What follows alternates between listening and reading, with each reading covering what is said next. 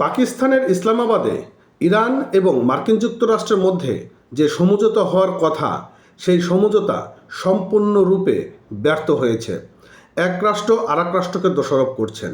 এভাবেই দুই দেশের প্রতিনিধি ইসলামাবাদ ত্যাগ করেছেন। যুগান্তর পত্রিকায় একটা নিউজ প্রকাশ করেছে। আমি আপনাদেরকে সেই নিউজের হুবহু কিছু অংশ তুলে ধরব এবং আলোচনা করার চেষ্টা করব। তাই ভিডিওটি কন্টিনিউ করতে থাকুন, পেজটি ফলো করবেন এবং চ্যানেলটি সাবস্ক্রাইব করবেন। কি বলছে দেখেন, যুক্তরাষ্ট্র ও ইরানের মধ্যে ইসলামাবাদ অনুষ্ঠিত গুরুত্বপূর্ণ আলোচনা শেষ পর্যন্ত কোনো সমঝোতা ছাড়াই ভেঙে পড়েছে। দুই পক্ষই আলোচনায় বসেছিল নিজেদের অবস্থানকে শক্তিশালী দাবি করে, ফলে স্বল্প সময়ের ব্যবধানে পৌঁছানো শুরু থেকে কঠিন ছিল বলে বিশ্লেষকরা মনে করছেন। আলোচনা ব্যর্থ হওয়ার পর উভয় দেশেই একে অপরকে দায়ী করেছেন। এতে করে সাম্প্রতিক যুদ্ধবিরতি টিকবে কিনা সেটি নিয়েও অনিশ্চয়তা তৈরি হয়েছে। মানে এই যে দুটি দেশ, সেই দুটি দেশ কেউ কাউকে ছাড়ার চাচ্ছে না। ইরান যে দাবিগুলো করেছে যে মধ্যপ্রাচ্যে মার্কিন যুক্তরাষ্ট্রের যে ঘাঁটিগুলো রয়েছে সেগুলো স্থায়ীভাবে তুলে নিতে হবে, কিন্তু মার্কিন যুক্তরাষ্ট্র এটি তো আর বন্ধ করবে না, ছাড়বে না, তারা সেখানে তাদের সামরিক ঘাঁটি রাখবেই। পাশাপাশি যুদ্ধবিরতি নয়, স্থায়ী যুদ্ধবিরতিতে যে মানে তারা অফার করেছিল ইরান, সেই অফারেও ইরান রাজি নন, মানে মার্কিন যুক্তরাষ্ট্র রাজি নন। আচ্ছা, কি বলছে দেখেন, আলোচনা ব্যর্থ হওয়ার পর উভয় দেশই একে অপরকে দায়ী করেছেন। এতে করে সাম্প্রতিক যুদ্ধবিরতি টিকবে কিনা তা নিয়েও অনিশ্চয়তা তৈরি হয়েছে।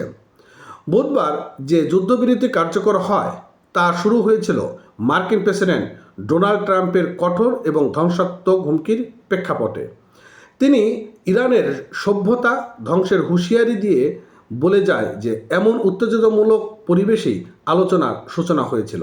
এখন বড় প্রশ্ন, এই পরিস্থিতিতে পরবর্তী পদক্ষেপ কি, বা যুদ্ধবিরতি টিকবে নাকি টিকবে না, নতুন করে সংঘাত তৈরি হবে, সেটি নিয়ে একটা সংশয় তৈরি হয়েছে। এদিকে গুরুত্বপূর্ণ জলপথ হরমুজ প্রণালী, যা ইরান আংশিকভাবে বন্ধ করে দিয়েছিল, সেটি পুনরায় চালুর বিষয়টি এখন আর আলোচনার অগ্রাধিকার তালিকায় নেই। এতে করে বৈশ্বিক বাণিজ্য ও জ্বালানি সরবরাহ নিয়ে উদ্বেগ বাড়ছে। যুক্তরাষ্ট্রের অভিযোগ যে ইরান কখনোই পারমাণবিক অস্ত্র তৈরি করবে না, এমন বিশ্বাসযোগ্য নিশ্চয়তা দিতে ব্যর্থ হয়েছে। অন্যদিকে ইরান বারবার দাবি করে আসছে তারা কোনো মারণাস্ত্র তৈরির পথে হাঁটছে না।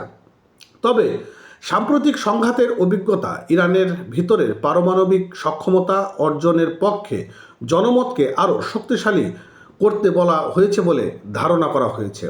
সব মিলিয়ে যুক্তরাষ্ট্র ও ইরান এই সরাসরি আলোচনা ছিল একটি ঐতিহাসিক উদ্যোগ।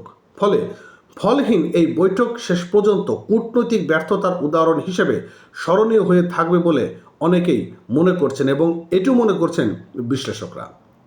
তো যাই হোক বন্ধুরা, শেষ মুহূর্তে গিয়ে কী হয় সেটি আসলে এখন দেখার একটা ব্যাপার তৈরি হচ্ছে। ভালো থাকেন, ভিডিওটি শেয়ার করবেন। ধন্যবাদ।